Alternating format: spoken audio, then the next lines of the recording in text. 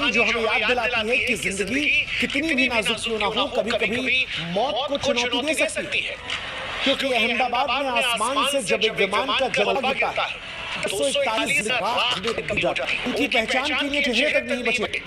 उन लाशों को डीएनए से पहचाना जा रहा है, लेकिन तब एक शख्स आग की गिरफ्त से खुद चलकर बाहर आता है। उस शख्स से कपड़े झुलसे हुए होते हैं, सांसें धुएं में उलझी हुई होती हैं, शरीर में खरोंच होती है, पर वो जिंदा रहता है। उस फ्लाइट से जहां पर 241 लोग जलकर स्वाहा हुए, राख हो गए, जिनके शव भी उठाए गए, तो वो इस कदर भयावह थे कि जिनको देखकर रूह कांप जाए। लेकिन तब वो शख्स पैदल चलकर निकलता है।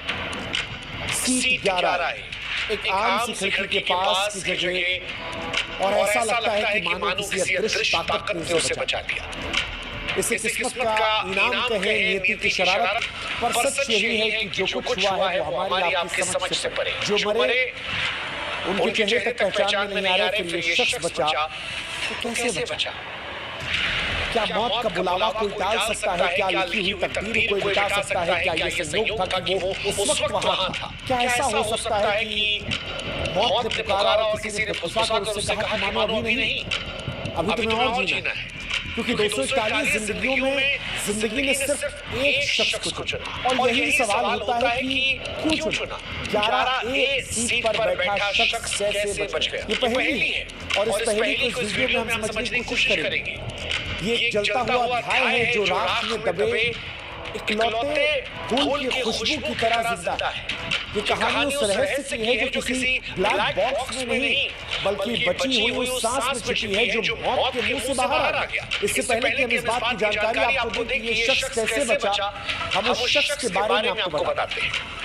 अहमदाबाद में 12 जून 2025 को दिल दहला देने वाली घटना होती है। लंदन के लिए उड़ान भर रहे एयर इंडिया का बोइंग 787 अहमदाबाद के सरदार वल्लभ भाई पटेल बन चुका विमान मलबे में तब्दील।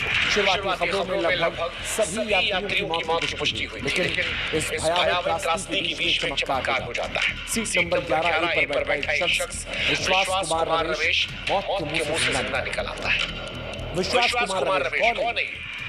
39 साल उनकी उम्र बताई जा रही है। ब्रिटिश भारतीय नागरिक जो पिछले 20 सालों से लंदन में अपनी पत्नी और बच्चे के साथ रहते थे।